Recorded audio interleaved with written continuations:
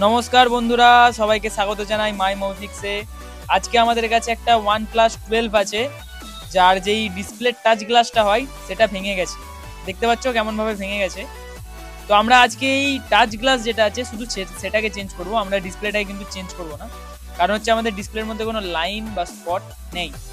এতে করে ডিসপ্লেটার দাম হবে 18,000 টাকা, কিন্তু আমরা এই কাজটাকে কাস্টমারকে করে দিচ্ছি মাত্র 2,500 টাকা।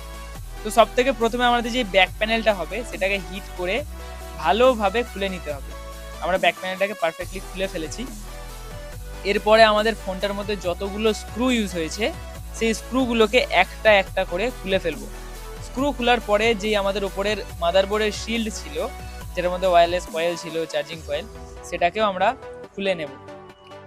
এরপরে যে ফোনের মধ্যে ফ্লেক্স কেবল ইউজ হয়েছে, ক্যামেরা ইউজ হয়েছে, সুইচ, যা ব্যাটারি সমস্ত যা কিছু আছে সব একটা একটা করে আমরা বার করে নেব। মাদারবোর্ডটাকে আমরা বার করে ফেলেছি। এতবার আমি বলবো যে আমাদের কাছে সমস্ত রকমের ফোন রিপেয়ার হয়। আপনার বাড়ি ওয়েস্ট বেঙ্গলের যেখানেই হোক বা ইন্ডিয়ার যেখানেই হোক, আপনি যদি চান আমাদের কাছ থেকে মোবাইল রিপেয়ার করাবেন, এরকম ব্রোকেন হোক বা মাদারবোর্ড প্রবলেম হোক, আইফোন হোক, অ্যান্ড্রয়েড হোক, ট্যাব হোক, তাহলে অবশ্যই আমাদের সাথে যোগাযোগ করতে পারেন। আমাদের দোকানের ঠিকানা হচ্ছে পান্ডুয়া, ওয়েস্ট বেঙ্গল, হুগলি জেলা। এখানে আপনারা আমাদের দোকানে এসেও কাজ করাতে পারেন, অথবা যদি মনে করেন কুরিয়ার করব, আপনি যদি আপনার তরফ থেকে কুরিয়ার না করতে পারেন কোনো অসুবিধা নেই, আমরা আমাদের তরফ থেকে কুরিয়ার পিক আপ আর কুরিয়ার ডেলিভারির ব্যবস্থা চালু করে দিয়েছি।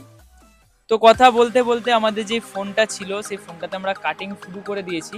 সব থেকে প্রথমে আমাদের যে গ্লাস গ্রাইন্ডার আছে সেই গ্লাস গ্রাইন্ডারে করে দুটো দিকে আমরা ডিসপ্লেটাকে কেটে নেব।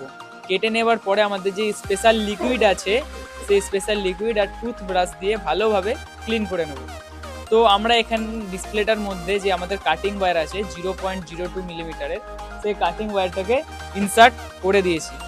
তো দেখতে পাচ্ছেন এইভাবে আমরা ডিসপ্লেগুলোকে কাটি। পুরো একদম প্রফেশনাল ভাবে আমাদেরকে ডিসপ্লেটা কাটতে হয়। আমরা এর মধ্যে যদি একটুখানি ভুল করি তাহলে একটা ভুলের জন্য পুরো ডিসপ্লেটা চলে যাবে। ডিসপ্লেটার দাম হচ্ছে 18,000 টাকা। তো এখন আমরা ডিসপ্লেটাকে কাটবো। সব থেকে প্রথমে আমরা সাইডগুলো কাটবো, তারপরে মিডিলটা কাটবো। আমরা নর্মালি যেমনভাবে ফ্ল্যাট ফোন কাটি পুরো একদম আড়াআড়ি, সেইভাবে কাটতে পারবো না। কারণ হচ্ছে আমরা যদি সেইভাবে ডিসপ্লেটাকে কাটার চেষ্টা করি তাহলে যেহেতু এটা কার্ভ ডিসপ্লে, তাহলে সাইড দিয়ে যেই পোলারাইজার লেয়ার আছে বা আমাদের ডিসপ্লেটা হচ্ছে পেপার রোলের ডিসপ্লে, মানে কাগজের মতো, এটাকে বেঁকানো যাবে, ফোল্ড করা যাবে, যা খুশি তাই করা যাবে। তো এই ক্ষেত্রে আমরা এটাকে ফ্ল্যাট কাটতে পারবো না। তো সর্বপ্রথম সাইডের এজগুলো কাটবো, তারপরে যে ফ্ল্যাট এরিয়া আছে সেটাকে কাটবো। তো এইভাবে আমরা ডিসপ্লেটা কাটতে কাটতে হাফ কেটে ফেলেছি। আর আপনাদেরকে বলবো অবশ্যই যদি ফোন রিপেয়ার করতে চান পারফেক্টলি, তো আমাদের সাথে যোগাযোগ করতে পারেন। কুরিয়ারের থ্রুতে যে কাজগুলো হবে সেগুলো একদম পারফেক্টলি নিখুঁত হবে, আর সেই সমস্ত ফোনের ভিডিও আপনি আমাদের কাছ থেকে পেয়ে যাবেন।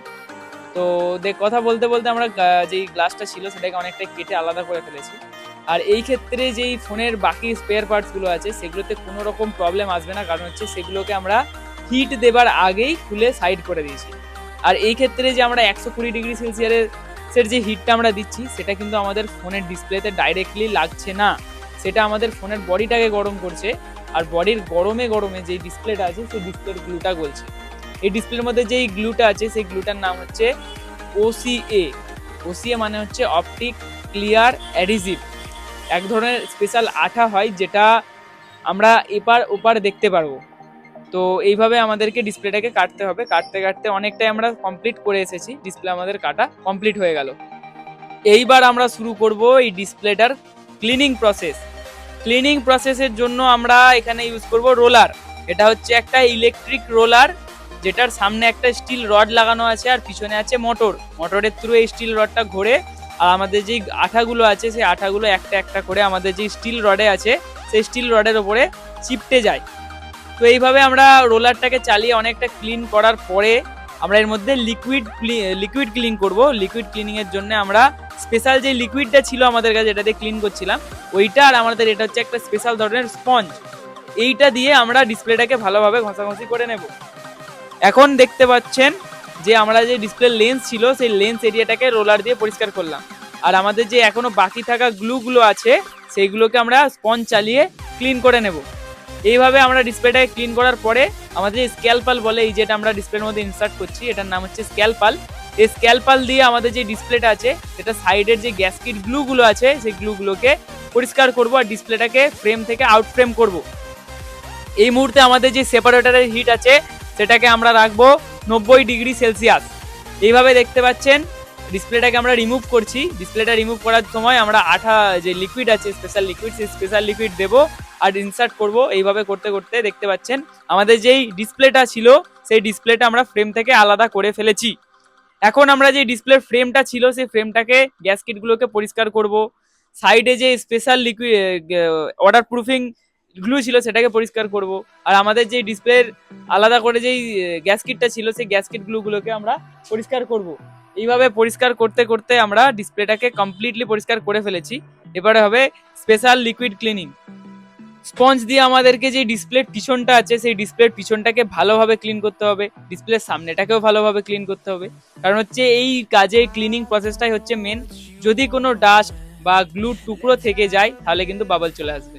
এইভাবে আমরা ডিসপ্লেটাকে একবার চেকও করে নেবো, কারণ হচ্ছে চেক করে যদি আমরা পাঞ্চিংয়ে বসিয়ে দিই তাহলে যদি ডিসপ্লেটা আগে থেকে খারাপ হয়ে গিয়ে থাকে তাহলে কিন্তু আমাদের যে গ্লাসটা আছে সেই গ্লাসটা খুব এক্সপেন্সিভ হয়, সেই গ্লাসটা কিন্তু নষ্ট হয়ে যেতে পারে। তো এটা হচ্ছে আমাদের সেই ওসিএ গ্লাস, এটার মধ্যে আমরা ডিসপ্লেটাকে অ্যারেঞ্জমেন্ট করব। আবার ফাইনাল ক্লিনিং দেবো, কারণ হচ্ছে আমরা এটাকে চেক করেছি। তো সব থেকে প্রথমে যে পিছন সাইডটা আছে সেই পিছন সাইডটাকে ক্লিন করব। তারপরে যে ফ্রন্ট সাইডটা আছে সেই ফ্রন্ট সাইডটাকে ক্লিন করব। দেখবো যেন কোনো গ্লুর কণা না থেকে যায়, তাহলে কিন্তু বাবল চলে আসবে। তো এইভাবে আমরা গ্লাসের ওপরে যে ওসিএস পেপারটা আছে প্রোটেক্টিভ পেপার সেটাকে তুলবো। তোলার পরে যে আমাদের ডিসপ্লেটা আছে সেটাকে ক্লিন করে এর মধ্যে অ্যারেঞ্জমেন্ট করে দেবো। অ্যারেঞ্জমেন্ট করার জন্য কিন্তু আলাদা এক ধরনের স্পেশাল মোল্ড পাওয়া যায়। আমরা এখানে কোনো মোল্ড ইউজ করছি না, কারণ হচ্ছে আমরা আমাদের কাজে এক্সপিরিয়েন্স চলে এসেছে, সেই জন্য আমরা কোনো মোল্ড ইউজ করছি না। এইবার আমাদের যে মোল্ড ছিল আমাদের স্পেশাল ওয়াইএমজি মেশিনের মোল্ড, সেই মোল্ডের মধ্যে আমরা ডিসপ্লেটাকে দিয়ে ভালোভাবে অ্যারেঞ্জমেন্ট করে দেবো। অ্যারেঞ্জমেন্টটাই হচ্ছে সব, নালে কিন্তু ডিসপ্লেটা নষ্ট হয়ে যেতে পারে। এরপরে আমরা একটা টেপ দিয়ে ডিসপ্লেটাকে আটকে নেব, নাহলে কিন্তু ভ্যাকুয়াম থাকাকালীন ডিসপ্লেটা নষ্ট হয়ে যেতে পারে, সাইডে চলে যেতে পারে। এটা হচ্ছে একটা ভ্যাকুয়াম ল্যামিনেটিং মেশিন। এটার মধ্যে -101 যে পিএসআই থাকে সেই পিএসআই প্রেসারের মধ্যে নেগেটিভে থাকে। এভাবে আমাদের পাঞ্চিংটা হয়ে গেছে। পাঞ্চিং হয়ে যাবার পরে আমরা যেটা করব, এর মধ্যে বাবল আছে দেখতে পাচ্ছেন, ছোট ছোট চার কোনায় 4টে ছোট ছোট বাবল আছে, সেই বাবলগুলোকে আমাদেরকে রিমুভ করতে হবে। যার জন্য আমরা এটাকে দেবো বাবল রিমুভার মেশিনে। এটা হচ্ছে একটা বাবল রিমুভার মেশিন, এটার মধ্যে থাকে এয়ার প্রেসার। তো এইভাবে দেখতে পাচ্ছেন আমরা বাবল রিমুভারের মধ্যে ভরে দিয়েছি আর আমাদের ডিসপ্লেটাকে এবার বার করেও নিয়েছি। এবার একদম অ্যাটাচ করে দেখাবো। ডিসপ্লেটাকে অ্যাটাচ করার জন্য আমরা এখানে ইউজ করবো ব্ল্যাক আঠা, কারণ হচ্ছে আমরা এখানে কোনো গ্যাসকিট যেটা হয় সেটা ইউজ করছি না, কারণ হচ্ছে গ্যাসকিটের বন্ডিং সেই রকম আসবে না যেটা অরিজিনালে ছিল। তো এবার আঠা দিয়ে এটাকে আমরা ভালোভাবে ফিট করার পরে যেমনভাবে ফোনটাকে ডিসঅ্যাম্বল করেছিলাম সেরকমভাবে ফোনটাকে রিঅ্যাসেম্বল করবো। তো সব থেকে প্রথমে ডিসপ্লেটাকে লাগানোর পরে উপরে যেই নিচে যে চার্জিং বোর্ড ছিল সেই চার্জিং বোর্ডটাকে আমরা অ্যাপ্লাই করে দেবো, অ্যাটাচ করে দেবো এটার সাথে ভালো করে।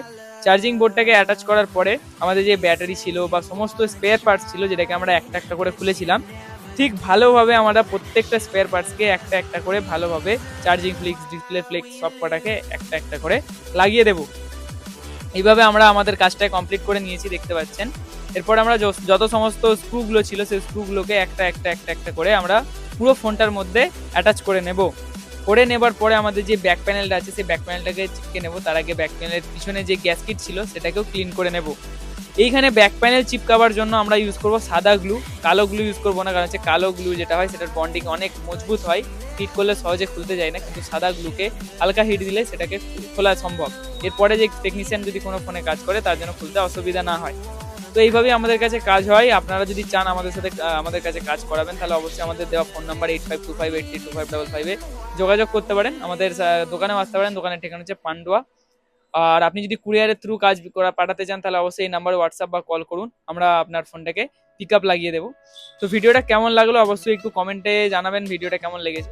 তো আমাদের ফোনটা এবার কমপ্লিট রেডি হয়ে গেছে। 4 ঘন্টা স্টে করার পরে আমরা গার্ডারগুলোকে খুলে দিয়েছি।